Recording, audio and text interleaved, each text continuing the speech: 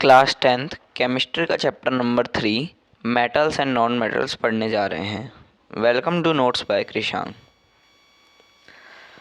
सबसे पहले जान लेते हैं मेटल्स और नॉन मेटल्स क्या होते हैं, क्या उनकी प्रॉपर्टीज़ होती हैं। तो हम अगर एलिमेंट्स की बात करें, हमारे नेचर में जो एलिमेंट्स होते हैं उसमें आता है metals, non metals, metalloids and inert gas. तो चैप्टर में हम मेटल एंड नॉन मेटल पढ़ने वाले हैं। मेटलॉइड्स क्या होते हैं? जो मेटल एंड नॉन मेटल दोनों के प्रॉपर्टीज़ रखते हैं। और इनर्ट गैस आपको सिलेबस में है नहीं। Physical properties of metals and non metal. सबसे पहले फिजिकल स्टेट इनका जान लेते हैं। मेटल्स जो होते हैं वो सॉलिड होते हैं और हैवी होते हैं, एक्सेप्ट मरकरी एंड गैलियम। ये इनके जो एक्सेप्शन केसेस हैं, ये आपको बहुत अच्छे से ध्यान रखना पड़ेगा। मेटल्स जो होते हैं सॉलिड होते हैं और हैवी होते हैं, लेकिन मरकरी जो होता है वो लिक्विड होता है। मरकरी कैसा होता है? लिक्विड होता है रूम टेम्परेचर पे। And gallium which are liquid at room temperature. Most of the non metal, मतलब लगभग लगभग नॉन मेटल्स जो होते हैं गैसेस होते हैं रूम टेम्परेचर पे। और कुछ सॉलिड्स जैसे कि सल्फ़र और iodine, a few are solids, मतलब कि कुछ जो होते हैं वो सॉलिड्स होते हैं, जैसे कि सल्फ़र और आयोडीन। जैसे इसमें बहुत सारे होते हैं, लीड, ग्रेफाइट, ठीक है। ब्रोमीन एक ऐसा नॉन मेटल है जो कि लिक्विड है रूम टेम्परेचर पे। नॉन मेटल, क्योंकि नॉन मेटल्स जो होते हैं वो गैसेस होते ही नहीं हैं, वो तो इनर्ट गैसेस में आते हैं। नॉन मेटल्स जो होते हैं वो गैसेस होते हैं, लेकिन ब्रोमीन ऐसा है वो जो लिक्विड है रूम टेम्परेचर पे। और मेटल्स में क्या है liquid? Mercury and gallium. Metals कैसे होंगे? लस्ट्रस होंगे, यानी कि शाइनिंग प्रॉपर्टी दिखाएंगे मेटल्स। और वहीं पे अगर हम देखें कि नॉन मेटल्स जो होंगे वो ना लस्ट्रस होंगे और ना ही हार्ड होंगे। यानी कि मेटल्स जो होते हैं वो प्योर स्टेट में क्या होते हैं? शाइनिंग सरफेस होते हैं। और नॉन मेटल्स जो होते हैं नहीं होती, क्योंकि उनकी गैसेस स्टेट होते हैं, ठीक है। मेटल्स जो होते हैं जनरली हार्ड होते हैं और नॉन मेटल्स सॉफ्ट होते हैं, जनरली बात करूं।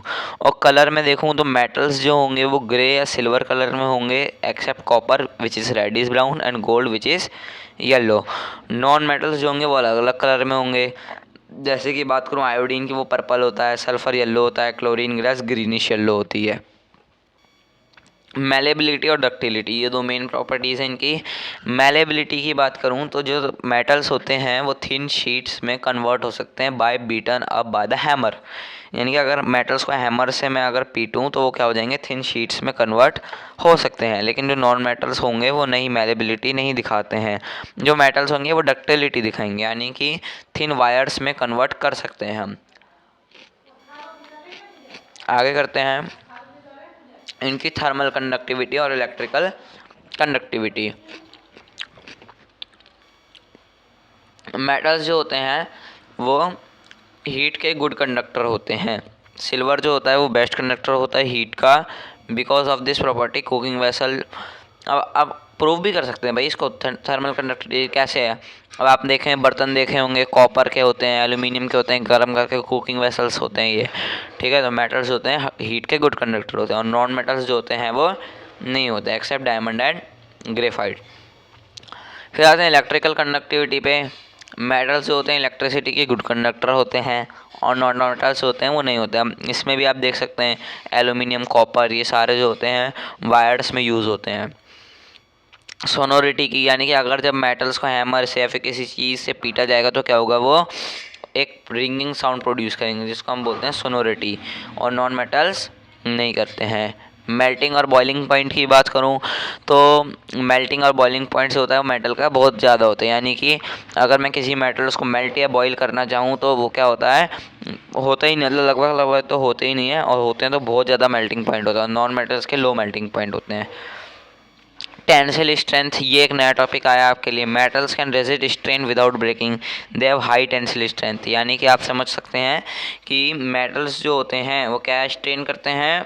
Resist, metal can resist strain without breaking, यानी कि टूटने से। रेजिस्ट मतलब स्ट्रेन, यानी कि आसानी से टूटते नहीं है ये, ठीक है। और नॉन मेटल जो है आसानी से टूट जाते हैं, ब्रिटल होते हैं, यानी कि एकदम आसानी से, ऐसे पत्थर होते हैं, पत्थर को तोड़ टूट जाता है। अब डेंसिटी की बात करें, density is a measure of mass per unit volume. Most of the metal have high density, ठीक है। लगभग लगभग मेटल्स के पास क्या होती है? हाई डेंसिटी होता है, और नॉन मेटल्स के पास लो डेंसिटी। यहाँ पे केमिकल प्रॉपर्टीज़ है जो कि आपके क्लास 10th के सिलेबस में, ये हम पहले भी पढ़ चुके हैं 8th में। मेन हम केमिकल प्रॉपर्टीज़ पढ़ने वाले हैं। इलेक्ट्रॉनिक कन्फिग्रेशन की बात करूं तो मेटल के पास 1, 2 या 3 वैलेंस इलेक्ट्रॉन्स होंगे और नॉन मेटल के पास 4, 5, 6, 7 होंगे। यह है इलेक्ट्रॉनिक कन्फिग्रेशन। वैलेंसी की बात करूं तो मेटल्स जो होते हैं इलेक्ट्रो पॉजिटिव होता है, नॉन मेटल इलेक्ट्रो नेगेटिव होते हैं, क्योंकि बिकॉज मेटल्स की बात कर रहा हूँ, because they readily loss electron, क्योंकि क्या करते हैं ये इलेक्ट्रॉन को लॉस कर देते हैं। इसका एग्जाम्पल की मदद से समझा देता हूँ मैं आपको। जैसे कि है हमारे पास NaCl, आपने देखा होगा Na पे प्लस का साइन लगता है, Cl पे नेगेटिव का साइन लगता है, क्योंकि क्या करते हैं ये, क्या करते हैं इलेक्ट्रॉन लूज़ करते हैं और Cl इलेक्ट्रॉन गेन करते हैं, है ना, क्योंकि क्या करते हैं ये इलेक्ट्रॉन लूज़ करते हैं। देखें यहाँ पढ़ सकते हो यहाँ पे कि बिकॉज रेडली लूज इलेक्ट्रॉन्स, और ये क्या करते हैं गेन करते हैं, ठीक है। और अभी जो आपको एक एग्जांपल दिया था NaCl वाला, इसमें Na क्या था, एक मेटल था, और Cl क्या है, एक नॉन मेटल है। तो मेटल प्लस नॉन मेटल क्या बना देता है, एक आयोनिक बॉन्ड बना देता है। क्या बना देता है, एक आयोनिक बॉन्ड, ठीक है। इसमें शेयरिंग होती है इलेक्ट्रॉन्स के, आगे पढ़ेंगे हम। अब ऑक्सीडाइजिंग और रिड्यूसिंग नेचर, मेटल्स होते हैं इलेक्ट्रॉन लूज करते हैं केमिकल रिएक्शन में, इसीलिए जो होते हैं reducing agent, good reducing agent होते हैं। और ये क्या होते हैं, गुड ऑक्सीडाइजिंग एजेंट। आपको पता ही है मेटल पे अगर ऑक्सीडेशन हो जाएगा मेटल का तो क्या हो जाएगा, करोजन हो जाएगा, इसीलिए। अब ऑक्साइड के नेचर पढ़ लेते हैं। मेटल के जो ऑक्साइड होंगे वो बेसिक होते हैं नेचर में, और नॉन मेटल के जो होते हैं वो एसिडिक होते हैं, ठीक है। अब एसिड के साथ रिएक्शन पढ़ लेते हैं कि मान लीजिए ये एक मेटल है, इसमें एसिड के साथ रिएक्ट कराया तो हाइड्रोजन गैस जो होगी लिबरेट होगी, और नॉन मेटल्स जो होते हैं वो एसिड के साथ रिएक्ट ही नहीं करते हैं। क्लोरीन के साथ रिएक्शन है इसकी, वाटर के साथ रिएक्शन है। सबसे पहले पढ़ते हैं reaction of metal with oxygen. तो लगभग सारे मेटल्स जो होते हैं वो ऑक्सीजन से रिएक्ट करने के बाद क्या बना देते हैं, मेटल ऑक्साइड्स बना देते हैं, ठीक है। Metal plus oxygen gives metal oxide. Sodium and potassium सबसे ज़्यादा मोस्ट रिएक्टिव होते हैं, और ये जो है ऑक्सीजन के साथ जल्दी से रिएक्ट कर जाते हैं रूम टेम्परेचर पे, जिससे ये ऑक्साइड्स बना देते हैं। यहीं से हमारे एक NCERT क्वेश्चन भी अराइज हो जाता है कि why sodium and potassium keep in kerosene oil, क्योंकि मैंने यहाँ बता दिया क्योंकि सोडियम और पोटेशियम जो होते हैं सबसे ज़्यादा रिएक्टिव मेटल होते हैं, जो कि ऑक्सीजन के साथ जल्दी से रिएक्ट कर जाते हैं और हीट हाईली एक्सोथर्मिक प्रोसेस बना देते हैं, ठीक है। मोस्ट मेटालिक ऑक्साइड जो होते हैं वो मेटल में वो वाटर में सोल्यूबल होते हैं, जिससे क्या बना देते हैं वो एल्कली यानी कि एक बेस बना देते हैं। यहाँ पे Na2 एक मेटल ऑक्साइड है सोडियम का, अगर ये वाटर के साथ रिएक्ट कर रहा है तो क्या बनाएगा, एक NaOH यानी कि बेस एल्कली। मैग्नीशियम जो होगा वो ऑक्सीजन के साथ रूम टेम्परेचर पर रिएक्ट नहीं करेगा। हावर ऑन हीटिंग, अगर इसको बर्न करते हैं हवा में तो ये इंटेंस लाइट देता है, जिससे क्या टू फॉर्म मैग्नीशियम ऑक्साइड। ये भी आपका एक NCERT क्वेश्चन है, लेकिन ये चैप्टर 1 का क्वेश्चन है वैसे ये। On heating in air copper combine with oxygen to form black copper oxide. यहाँ पे कॉपर की दी ऑक्सीजन के साथ तो कॉपर ऑक्साइड बनाएगा, वैसे यहाँ पे और मेटल्स की दी है। यहाँ पे रिएक्शन ऑफ मेटल, यहाँ पे आपके लिए है सेल्फ, पढ़ें आप इसे। अब बात करते हैं reaction of metal with water. Metal की वाटर के साथ रिएक्शन होगी तो क्या बनाएगा, मेटल ऑक्साइड प्लस हाइड्रोजन। और मेटल ऑक्साइड की वाटर के साथ क्या करूँगा तो क्या बनाएगा, मेटल हाइड्रोक्साइड, ठीक है। जैसे यहाँ पे ये पोटेशियम है, पोटेशियम के मैंने वाटर के साथ क्या आई तो क्या बना जाएगा, एक बेस बनाएगा, प्लस हाइड्रोजन गैस इनर्ट होगी और प्लस हीट। तो यहाँ पे कैल्शियम है, कैल्शियम के वो वाटर के साथ की तो calcium hydroxide plus water. Magnesium के साथ कराई तो मैग्नीशियम हाइड्रोक्साइड प्लस हाइड्रोजन। वही यहाँ पे एल्यूमिनियम और आयरन की है। अब बात करते हैं मेटल की एसिड के साथ रिएक्शन, तो ये क्या, सॉल्ट प्लस हाइड्रोजन। ये हमने chapter number 2 acid base and salts में भी पढ़ चुके हैं।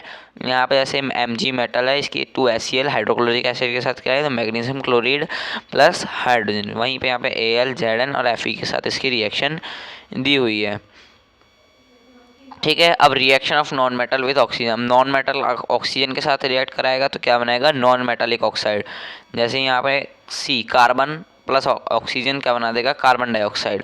कार्बन डाइऑक्साइड की अगर बेस के साथ कराऊंगा तो क्या बनाएगा, sodium carbonate plus water. Sulphur, यहाँ पे जैसे कि कार्बन डाइऑक्साइड है, ये क्या है, एक मेटालिक ऑक्साइड है। कार्बन डाइऑक्साइड क्या है, एक मेटालिक ऑक्साइड। ठीक है, तो मैंने यहाँ पे देखा सबसे पहले अगर एक नॉन मेटल के साथ कराऊँ तो ये एक नॉन मेटालिक ऑक्साइड बना देगा, और नॉन मेटालिक ऑक्साइड की अगर किसी बेस के साथ कराऊंगा तो क्या बना देगा, कार्बोनेट प्लस वाटर। यहाँ पे सल्फर की ऑक्सीजन के साथ करा रहा हूँ तो क्या बना रहा है, सल्फर डाइऑक्साइड। सल्फर डाइऑक्साइड की बेस के साथ किया तो K2SO3, ये सल्फेट बना दिया। Reaction of non metal with acid, अगर एक नॉन मेटल है उसकी एसिड के साथ रिएक्ट कराता हूँ तो वो क्या देगा मेरे को, कार्बन डाइऑक्साइड मतलब गैसेस देगा। मतलब आप देख सकते हैं, यानी कि अगर यहाँ पे एक नॉन मेटल लूँ जैसे कि Cl ले लिया, Cl की मैंने NaOH की करा दिए साथ रिएक्शन, तो क्या करेगा ये Cl NaCl बना देगा सॉल्ट प्लस में OH नेगेटिव आयंस, है ना। ये हमने एसिड बेस एंड सॉल्ट में भी पढ़ लिया। यहाँ पे आपको इसे हाईली बड़े क्लासों की रिएक्शन है, ये भी आपको समझ में नहीं आएगी। लेकिन इसमें जो फर्स्ट रिएक्शन है ये वाली जो इसकी फर्स्ट रिएक्शन, ये बहुत इंपॉर्टेंट है। हम बहुत बार वो क्वेश्चन भी पूछा जाता है इस वाली रिएक्शन के लिए। फिर आते हैं हम रिएक्टिविटी सीरीज़ या तो मेटल एक्टिविटी सीरीज़। ठीक है, पढ़ लेते हैं रिएक्टिविटी सीरीज़ के बारे में। देखिए यहाँ पे ये जो है सबसे ज़्यादा रिएक्टिव होता है पोटेशियम, फिर सोडियम, फिर calcium, magnesium, aluminium, zinc, iron, tin, lead, copper, mercury, silver, gold. Hydrogen इसमें ऐड नहीं किया जाता है, वो तो सीरीज़ में है इसीलिए इसको साथ में लिया है। ठीक है, तो ये हमारे एक्टिविटी सीरीज़ या रिएक्टिविटी सीरीज़ है। ठीक है, तो ये बहुत इम्पॉर्टेंट है, आपको याद करनी पड़ेगी। Reaction of metal with solution of other metal, reaction of metal with solution of other metal salts, यानी कि ये मेटल ए है और एक सॉल्ट सॉल्यूशन बी है, जो क्या करेगा सॉल्ट सॉल्यूशन ए प्लस मेटल बी, यानी कि यहाँ पे डबल डिस्प्लेसमेंट रिएक्शन हमें डिस्प्लेसमेंट या डबल डिस्प्लेसमेंट रिएक्शन देखने के लिए मिलेगी। अब बात करते हैं ऑकरेंस ऑफ मेटल। अब मेटल जो होंगे या तो हमें फ्री स्टेट में मिलेंगे या तो कंबाइंड स्टेट में मिलेंगे। फ्री स्टेट में gold and platinum are found exclusively in free state because they are non reactive element. अब फ्री स्टेट मतलब कि फ्री स्टेट यानी कि फ्री में नहीं मिलेंगे, यानी कि ये बात नहीं है, फ्री स्टेट में मिलेंगे यानी कि कोई केमिकल रिएक्शन मतलब ज़्यादा रिएक्टिव नहीं होंगे वो। अब जो मेटल ज़्यादा रिएक्टिवली होंगे तो वो हमें आसानी से तो मिलेंगे नहीं, वो एकदम रिएक्ट कर जाएंगे क्योंकि है ना, तो वो अलग अलग जगहों पे पाएंगे। ठीक है, अब जैसे गोल्ड और प्लेटिनम है ये बहुत कम रिएक्टिव होते हैं, सिल्वर, गोल्ड, प्लेटिनियम ये सारे बहुत कम रिएक्टिव होते हैं, इसलिए फ्री स्टेट में मिल जाते हैं। ठीक है, copper, mercury, silver are less reactive because of lower reactive they occur in native और फ्री स्टेट। ठीक है, तो वैसे ही कॉपर, मरकरी। अब combined state, most metal occur in combination with other substance, बहुत सारे मेटल्स जो होते हैं वो अदर सब्सटेंस से कंबाइन मिलते हैं। ये मेटल्स जो होते हैं वो रिएक्टिव होते हैं, मतलब ज़्यादा रिएक्टिव होते हैं, मतलब कि अब ये मेटल कंबाइन स्टेट में मिलेंगे, यानी कि या तो सल्फ़र के साथ सल्फेट या तो ऑक्साइड इनके फॉर्म में मिलेंगे, जैसे कि sulphide, sulphate, oxides, carbonate, silicates इनके फॉर्म में मिलेंगे। जैसे कि कोई मेटल है मरकरी जो सल्फाइड के फॉर्म में मिलता है HgS, लीड PbS, तो इस टाइप से ये ऑक्साइड्स की फॉर्म में मिलेंगे या तो हमें किसकी फॉर्म में मिलेंगे, ऑक्साइड, सल्फाइड, सल्फेट इनकी फॉर्म में मिलेंगे। तो यहाँ पे जो हमारे चैप्टर का एंड तो नहीं हुआ ऐसे, अभी आपको इसमें 2-3 चीज़ें और मैं बता देता हूँ। तो अब जो हो गया अकरेंस ऑफ मेटल, अकरेंस, अब इस यहाँ से हम क्या करते हैं, एक्सट्रैक्शन करते हैं मेटल की, क्या करते हैं एक्सट्रैक्शन होगी मेटल की। अब मेटल के एक्सट्रैक्शन में क्या होगा, हमने 3 चीज़ तो पढ़ी ली है, एक तो हाईली रिएक्टिव मेटल होगा, एक तो मिडल मतलब कि मिडल रिएक्टिव मेटल होंगे और एक लो रिएक्टिव मेटल होंगे। ठीक है, तो मेटल्स की जो अकरेक्शन होगी, अकरेंस मतलब कैसे मेटल पाएगा, है ना। तो मेन अभी बात हमने की नहीं है, मेन जो हो गई बात हमारी वो कैसे होएगी मैं आपको मार्कर से बताता हूँ। अकरेंस ऑफ मेटल, अब जो कि जो एलिमेंट या कंपाउंड होती है वो नेचुरली अर्थ क्रस्ट, वो क्या होगा अर्थ क्रस्ट से मिलेंगे हमें, नेचुरली किससे मिलेंगे, अर्थ क्रस्ट से मिलेंगे। तो अर्थ क्रस्ट से जो नेचुरली एक कंपाउंड होता है, एक एलिमेंट होता है, एक एलिमेंट होता है जो कि अर्थ क्रस्ट से मिलता है, उसको मैं बोलता हूँ मिनरल। वो क्या होता है? मिनरल होता है। ठीक है। फिर क्या होता है, कुछ मिनरल्स होते हैं जिनमें से हम मेटल एक्सट्रैक्ट कर सकते हैं। मिनरल में से क्या एक्सट्रैक्ट कर सकते हैं? मेटल। हर एक मिनरल से मेटल एक्सट्रैक्ट नहीं हो सकता है, कुछ ही ऐसे मिनरल होते हैं जिनसे हम मेटल एक्सट्रैक्ट कर सकते हैं। अब क्या होगा, अब जो मिनरल से मेटल एक्सट्रैक्ट कर सकते हैं उनको हम बोलते हैं ओर्स। भाई मतलब कि ये एक मिनरल होते हैं ओर्स। भाई ऐसे मिनरल्स जिनसे हम मेटल एक्सट्रैक्ट कर सकते हैं उनको क्या बोलेंगे? ओर्स बोलेंगे। ठीक है। तो यहाँ पे मिनरल्स और ओर्स की बात कर ली। अब ओर्स में क्या होगा, कुछ इम्प्यूरिटीज होंगी सैंड या रॉकी मटेरियल्स की, उनको बोलते हैं गैंग। GANGUE, gang. ठीक है। तो यहाँ पे आपको समझ में आ गया होगा, अर्थ क्रस्ट से कुछ एलिमेंट मिलते हैं जिनको हम बोलते हैं मिनरल्स। मिनरल्स में से ऐसे मिनरल जिनसे मेटल एक्सट्रैक्ट कर सकते हैं उनको बोलते हैं ओर्स। और ओर्स में कुछ इम्प्योरिटीज होते हैं सैंड और डस्ट पार्टिकल्स की, उनको हम बोलते हैं गैंग। नेक्स्ट पेज की तरफ बढ़ते हैं हम। फिर आता है हमारा, अब एक्सट्रैक्शन जो होगा मेटल का, मैंने आपको बताया है, वो हाई रिएक्टिव होगा, लो रिएक्टिव होगा एंड मीडियम रिएक्टिव होगा। ठीक है। तो अब सबसे पहले मैं बता देता हूँ आपको लो एक्टिविटी सीरीज़। जो लो एक्टिविटी सीरीज़ में आते हैं कुछ मेटल्स, लो एक्टिविटी सीरीज़ में कौन कौन से मेटल आएंगे हमारे, जैसे हो गया हमारा मरकरी हो गया। ठीक है। फिर हमारा गोल्ड हो गया AU, सिल्वर हो गया AG। तो ये जो मेटल होंगे वो लो एक्टिविटी सीरीज में आएंगे हमारे। तो ये जो मेटल्स होते हैं वो होते तो रिएक्टिव हैं, अब लो एक्टिविटी सीरीज में आ रहे हैं, यानी कि होते तो रिएक्टिव ही हैं। ठीक है। तो ये किसी फॉर्म में पाएंगे, हमें हमने पढ़ा ही हुआ है ऊपर, वो पढ़े आएंगे हमें सल्फाइड की फॉर्म में, ठीक है, सल्फेट की फॉर्म में, ऑक्साइड की फॉर्म में, ठीक है, कार्बोनेट की फॉर्म में। ठीक है। तो इन सब फॉर्म्स में वो मेटल हमें अकर होंगे। तो अब इनके एक्सट्रैक्शन यानी कि उनसे हम मेटल कैसे ऑब्टेन करें, ठीक है, तो इसके लिए हमारे पास दो प्रोसेस होती है। ये ध्यान रखना, लो एक्टिविटी सीरीज के लिए बता रहा हूँ मैं। एक प्रोसेस होती है हमारे पास रोस्टिंग। कौन सी होती है? रोस्टिंग। और दूसरी कौन सी होती है? कैल्सिनेशन। ठीक है। ये दो प्रोसेस होती हैं, बहुत इंपॉर्टेंट प्रोसेस है, रोस्टिंग और कैल्सिनेशन। ठीक है। ठीक है। तो अब लो एक्टिविटी सीरीज़ में क्या होता है, ये रोस्टिंग और कैल्सिनेशन प्रोसेस, अभी तक मैंने आपको बताया था कि रोस्टिंग लो एक्टिविटी सीरीज़ में क्या करते हैं हम, एक्टिव तो होते हैं भाई मेटल, तो क्या करते हैं रोस्टिंग कैल्सिनेशन। लेकिन क्या होता है, ये मेटल्स जो होते हैं सल्फाइड के साथ एकदम रिएक्ट कर जाते हैं, तो इनको हम नहीं कर सकते हैं, है ना। मतलब कि बहुत कम रिएक्शन होती है, ऐसे कि मरकरी है HgS। ठीक है। अब जैसे ये मरकरी है हमारे पास, अगर मैं इसकी ऑक्सीजन के साथ, जैसे कि इसको मैं उसके साथ बता देता हूँ आपको, इसकी अगर मैं आपको रिएक्शन करके बताऊँ तो ये इस टाइप से कुछ इसकी रिएक्शन होगी। ठीक है।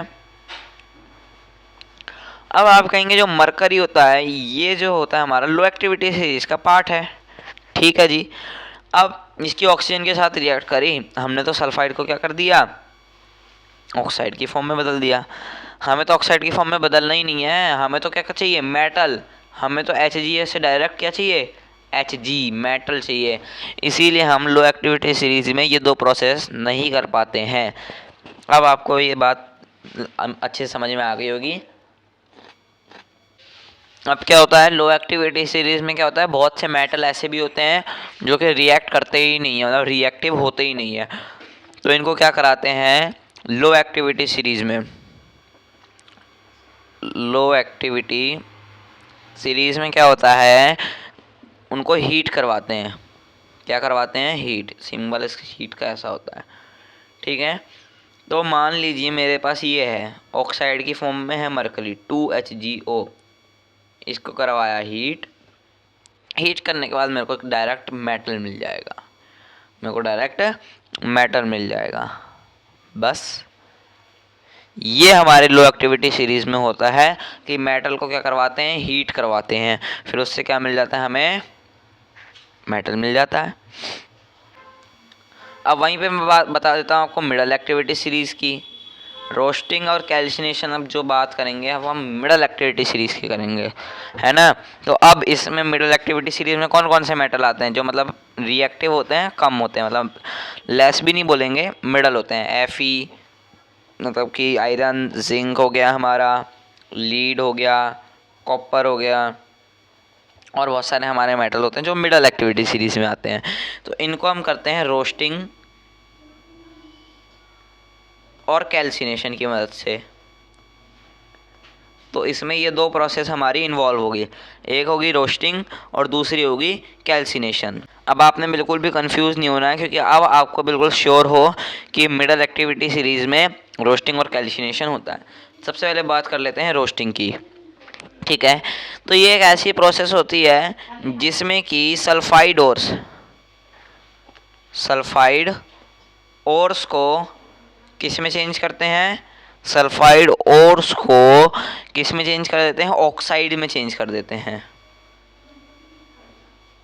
सल्फाइड ओर्स को ऑक्साइड्स में चेंज कर देते हैं जिसमें कि हीट ज़्यादा होती है, heating strongly in the presence of excess of air, और जिसमें जो एयर होती है वो कम होती है। मतलब कि हीट भी मतलब कम नहीं बोलेंगे इसमें, वो भी मतलब हीट और एयर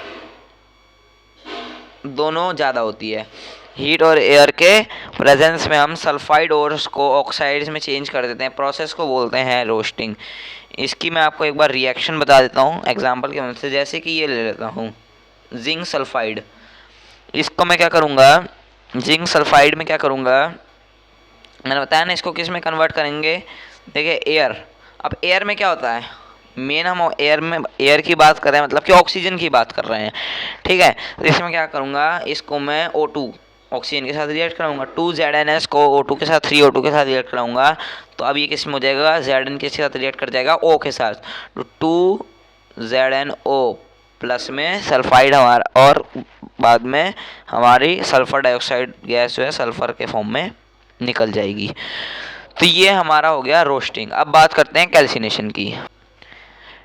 तो कैल्सिनेशन में आ रहा है कैल मतलब यहाँ पे कैल्शियम की बात हो रही है, यानी कि कार्बोनेट की बात करेंगे। तो इसमें क्या होता है, जो कार्बोनेट होते हैं, जो हमारे पास कार्बोनेट ओर्स होते हैं, इनको ऑक्साइड्स में कन्वर्ट करा देते हैं।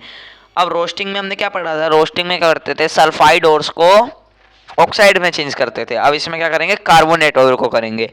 इसमें क्या होगा, heating bye them strongly in the limited supply of air, यानी कि इसमें हीट क्या होगी, वो होगी ज़्यादा, और एयर जो होगी हमारे पास, जो एयर होगी यानी कि ऑक्सीजन होगी, वो क्या होगी, कम होगी। ऑक्सीजन कैसी होगी, कम होगी। इसकी रिएक्शन बता देता हूँ आपको एक बार। अब इसमें होगा जैसे कि जिंक कार्बोनेट, दोनों में हमने जिंक ले लिया, सल्फाइड में और उसमें दोनों में जिंक ले लिया, जिंक कार्बोनेट, ठीक है। इसको हीट करेंगे, ठीक है, जिंक कार्बोनेट को, तो ये किस में मिल जाएगा, हमें ऑक्साइड में मिल जाएगा, ZnO प्लस। अब CO3 तो CO2 के फॉर्म में हमें मिलेगी। तो यहाँ पे हमने जिंक कार्बोनेट को ऑक्साइड की फॉर्म में कन्वर्ट कर लिया। तो यहाँ पे हमारी रोस्टिंग और कैल्सिनेशन प्रोसेस जो होती है वो कंप्लीट होती है। हमने लो एक्टिविटी सीरीज़ में पढ़ लिया कि हीट करते हैं, मिडिल एक्टिविटी सीरीज़ में रोस्टिंग कैल्सिनेशन करते हैं, और अब हम पढ़ेंगे हाई रिएक्टिव मेटल में। तो हाई एक्टिविटी सीरीज़ में क्या होगा कि इसमें क्या करते हैं, मेटल को कैसे एक्सट्रैक्ट करते हैं, इलेक्ट्रोलिटिक रिडक्शन से। इलेक्ट्रोलिटिक रिडक्शन यानी कि मेटल की इलेक्ट्रोलाइसिस कराते हैं, इलेक्ट्रोलिटिक रिडक्शन से हम क्या कर देते हैं, मेटल को एक्सट्रैक्ट कर लेते हैं, ठीक है।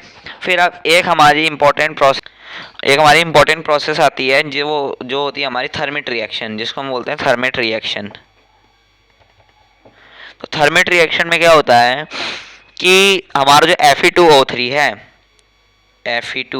है, उस Fe2O3 को हम एल्यूमिनियम के साथ रिएक्ट करवाते हैं, जिससे हम जो हमारा आयरन है उसको एक्सट्रैक्ट कर लेते हैं, और हमारा एल्यूमिनियम ऑक्साइड जो है वो बनेगा, ठीक है, ये हमारी थर्मेट रिएक्शन होती है।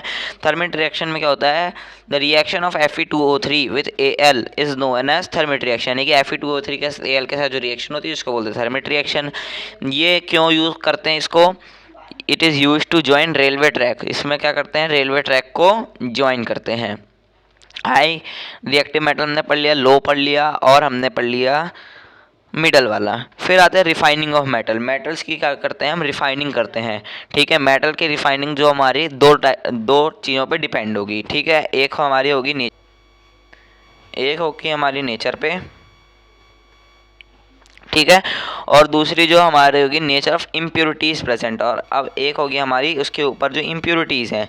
इन दो बातों पे ये रिफाइनिंग ऑफ मेटल जो होती है वो होती है डिपेंड। ठीक है, तो हमारे इसको करते हैं हम इलेक्ट्रोलिटिक रिफाइनिंग, इसमें भी इलेक्ट्रोलिटिक रिफाइनिंग से हम जो होता है वो रिफाइनिंग करते हैं मेटल की। फिर आता है हमारा करोजन, और दूसरा आता है हमारा प्रिवेंशन। आपने चैप्टर नंबर 1 में पढ़ा हुआ करोजन क्या होता है, जंग लग जाती है जो हमारे मेटल्स के ऊपर जो जंग लगती है उसको बोलते हैं करोजन। ठीक है, कैसे होते हैं ये, अटैक ऑफ एयर और वाटर से होती है ये। ठीक है, जैसे कि कॉपर के ऊपर लग जाती है, ठीक है, तो ग्रीन कलर की लेयर हो जाती है। आयरन के ऊपर लगती है तो उसको रस्ट बोलते हैं, ब्राउन कलर की लेयर लग जाती है। फिर सिल्वर के ऊपर ब्लैक कलर की लेयर लग जाती है। एल्यूमिनियम के ऊपर भी ऐसे, मतलब बहुत सारे मेटल्स होते हैं जिनके ऊपर रस्ट हो जाती है। ठीक है, करोजन से प्रिवेंट कैसे प्रिवेंशन होगा, सबसे पहले होगा हमारा पेंटिंग। ठीक है, तो अगर हम मेटल के ऊपर पेंट कर देते हैं तो एक तो उससे हो जाएगा, अगर ऑयलिंग कर देते हैं, ग्रीजिंग कर देते हैं, ठीक है, और दूसरा आता है मेन गैल्वेनाइजेशन। ठीक है, इसमें क्या होता है, हम जिंक की लेयर जो है उसके ऊपर डिपॉजिट करते हैं। तो पेंटिंग, ऑयलिंग, ग्रीजिंग और गैल्वेनाइजेशन ये हमारा प्रिवेंशन हो गया करोजन का। ठीक है, तो यहीं पे हमारा चैप्टर जो है वो एंड हो जाता है, चैप्टर हमारा कंप्लीट हो गया। आज के लिए इतना ही। नेक्स्ट चैप्टर जो हमारा होगा वो इलेक्ट्रिसिटी के साथ हम मिलते हैं। Thank you.